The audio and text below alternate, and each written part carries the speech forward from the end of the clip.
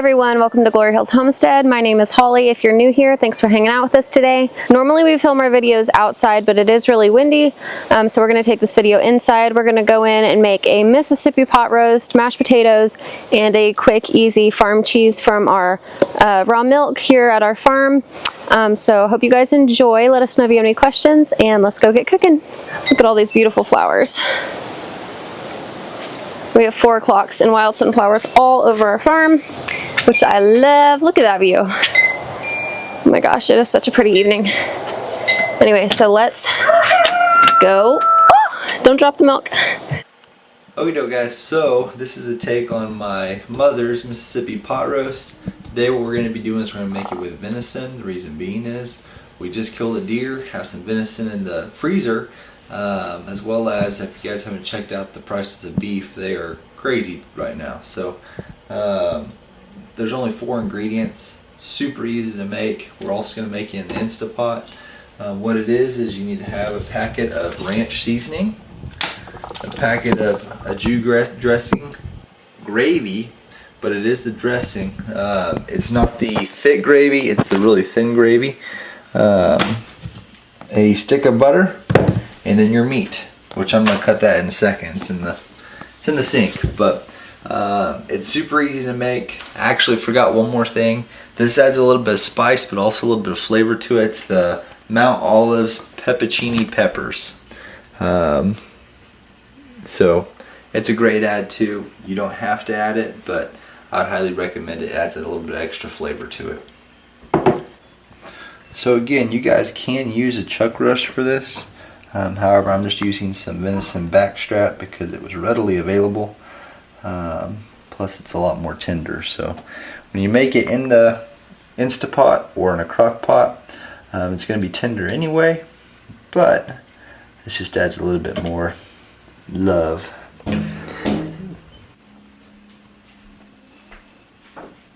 Okie doke. So what we're going to do is we're going to add this venison backstrap into the Instapot.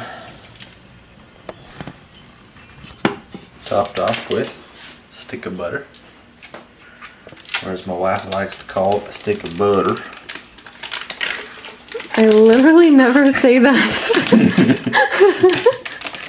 Get your ajou gravy mix, sprinkle it all on top.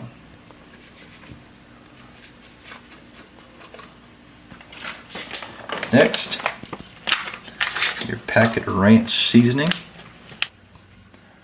Okie doke, so you can make your own seasonings, put them in there, but again, this is just more so for a time and convenience standpoint. Now we just add some pepperoni peppers on top.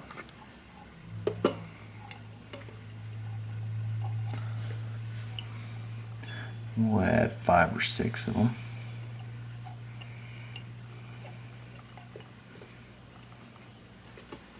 Awesome. Now,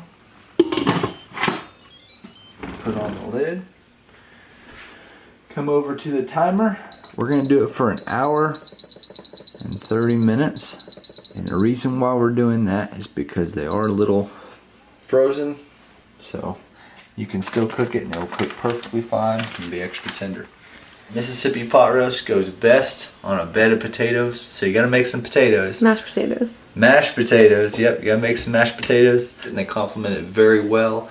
I do have to run to go make some dog food at the plant, or the butcher for that matter. So I will show you guys how I make my potatoes whenever I get back. Again, this is going to run for about 1 hour and 30 minutes, and we'll catch you guys here in a little bit. First, I want to preface by saying this is not my recipe. This is Jess's recipe from Roots and Refuge, or I think she actually posted this on the Farmer's Table account.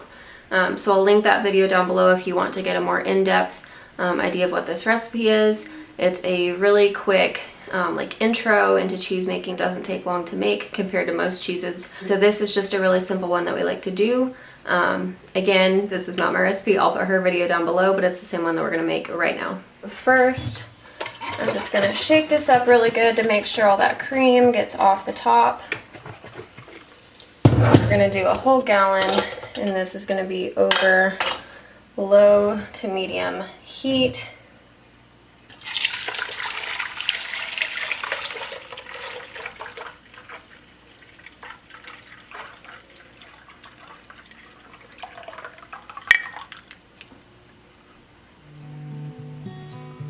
And just like that.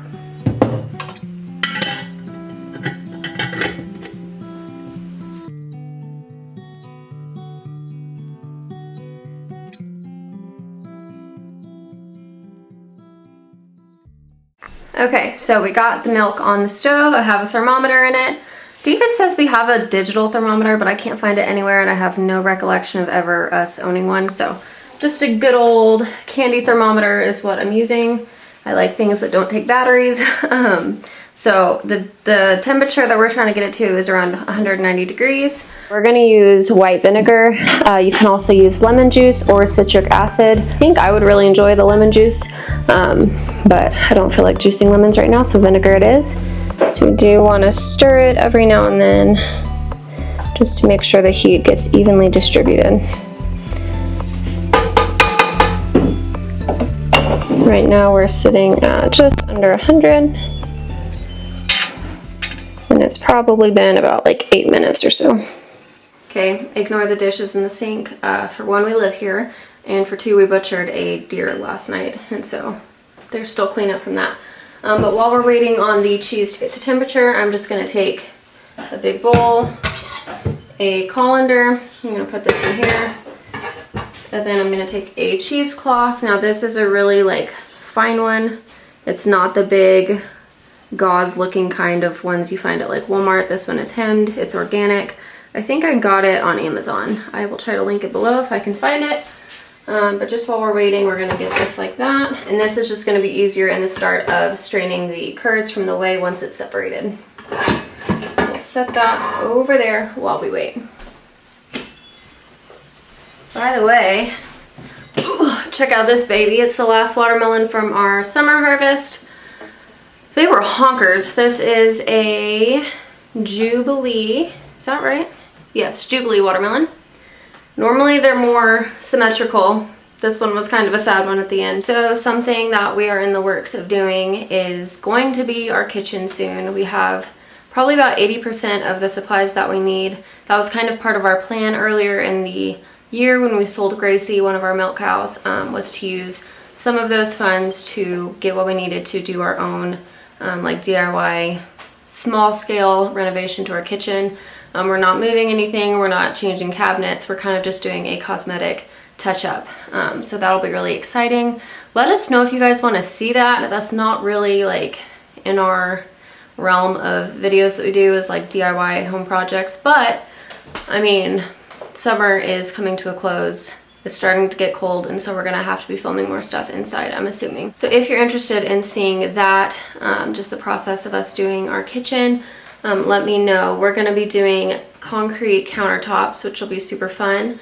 What else? We're gonna be changing the backsplash, staining some of the cabinetry, painting some of the cabinetry, new hardware, things like that. So should be a lot of work, but I'm excited because it'll be really nice when it's done. We'll have some new wallpaper, some new paint, things like that. So just cosmetic stuff, but we have so many cabinets in this kitchen that it's going to be very time consuming. Something I wanted to briefly touch on is I realized that we posted a short where we were letting go of Willow and Nash. We rehomed them, but I never included in a vlog why we did that. And so just a little update. We have been downsizing on animals kind of all this year, but we're really going into winter starting to prioritize that more. Those two looked really small, but they ate more than our cows when it comes to hay and pasture. They were great to have. We loved them. They were actually given to us by our neighbors, which was such a sweet blessing. We had them for about a year, but then just told our neighbors, like, you know, we can't keep feeding them. They're just too much money to feed.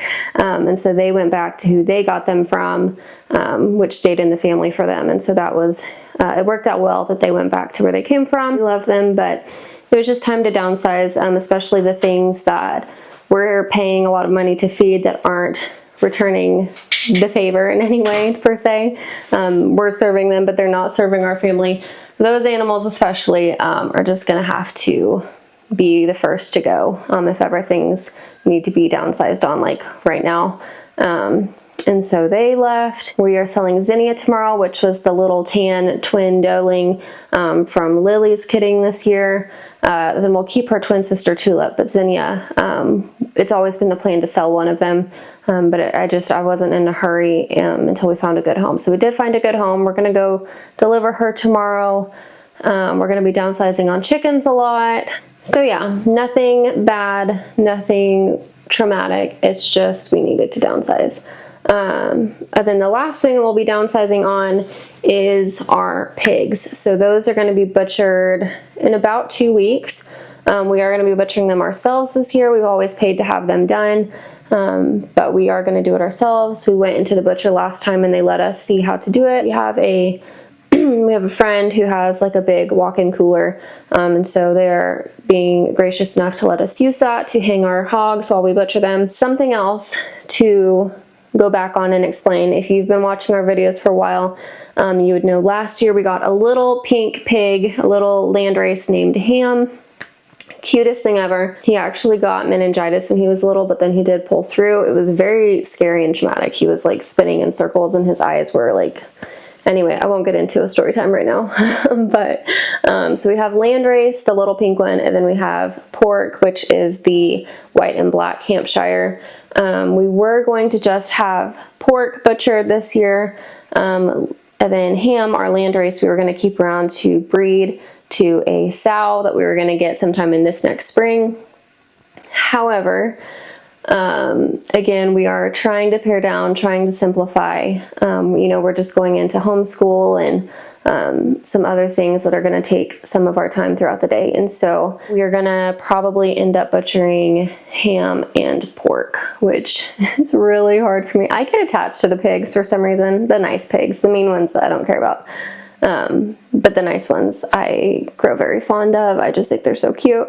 And so, especially Ham, since we had to like nurture him when he was little, it just made me really fond of him. So I'm sad about that. I think we are probably going to butcher them either at the same time or both just before this winter. The reason being is with pork gone, I am also concerned that Ham is not going to be like very comfortable in the winter. Pigs, when it gets cold, they like huddle together and lay next to each other and they share their body heat. So him being by himself, for one, I'm afraid he's going to get lonely. And for two, I'm afraid he's going to get too cold in the winter. So we are probably going to process both. We did leave him intact because we completely had intended on using him as a breeder pig. But, plans change and you make your plans and then you pivot and you just have to figure things out. So we're just going to take a little intermission from raising pigs. We have raised pigs from like the first month we moved here or the second month we moved here. Aside from chickens, that was like the first thing that we got into was our hogs. So we've always had hogs. We've always raised hogs since being here. And for the first time ever, we are going to take a little break. They are going to provide a lot of meat for us. They're pretty big hogs. So we'll be set on that for a while when it comes to pork. And then in the future, I think we're going to switch where the pigs stay because right now they're right next to the doe yard. And it's right next to our shop and there's just flies everywhere. We're going to try to find them a better home before we reintroduce pigs. And then we're thinking about next time starting with something like potbellies when we bring pigs back onto the farm. Just something more manageable that we can kind of easily butcher ourselves without it being quite so big of an ordeal.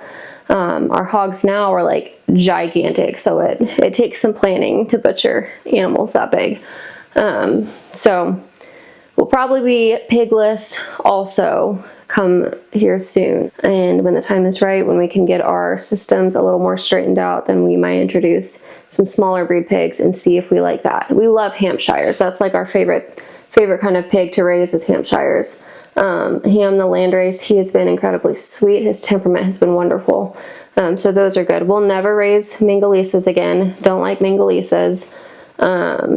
They were just wild and crazy and their hams did not get very big. So Hampshires are great, but they're huge. So we might try a smaller breed pig next time.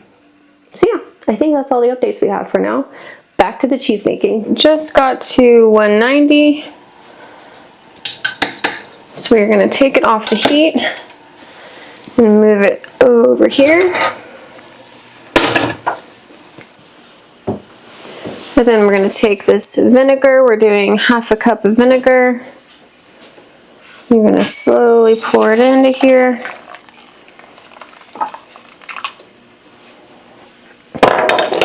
Stir that around.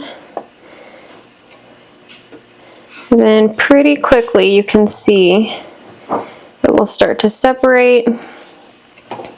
You'll get there we are, the chunks of curds, and then the whey will be the yellowish kind of liquid starting to separate. So just lightly incorporate that all together. We're going to let this sit again off the burner for 15 minutes, and then we will come back and it'll be time to strain it.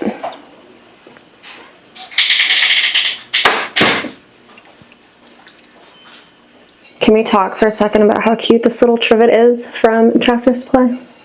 I love it, and I got it for $1. Here's what it looks like after 15 minutes. Oh my gosh, you guys, I'm way too messy at this.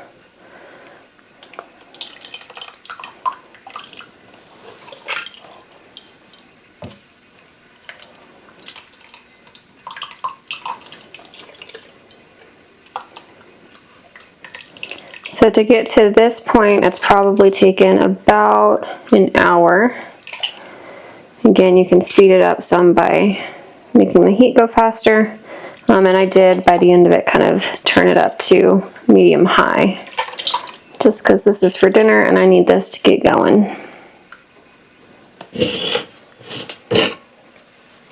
Oh my gosh, I'm not feeling confident about this.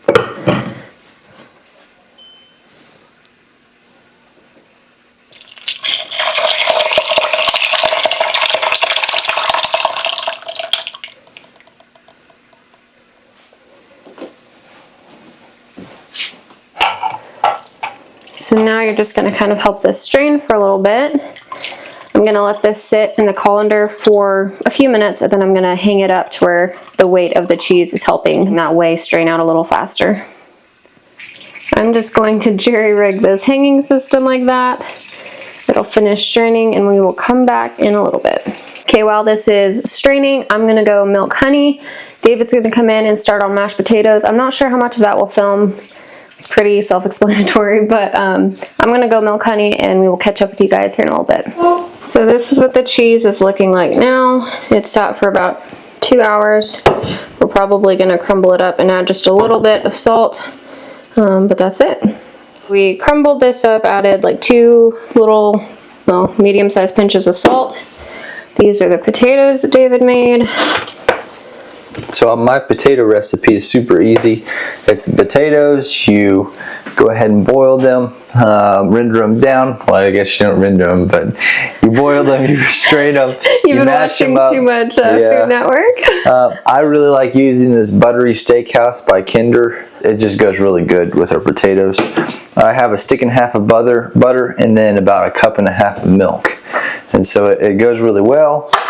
And then this is what the Mississippi pot roast looks like. I've already shredded it.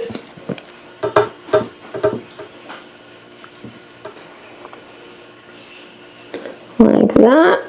It is going to be so yummy. Alright guys, I hope you enjoyed watching us make this dinner. Tell us if you tried at home. Thank you all for watching. Remember, you were born for such a time as this, and we'll see you on the next one. See you guys. Bye.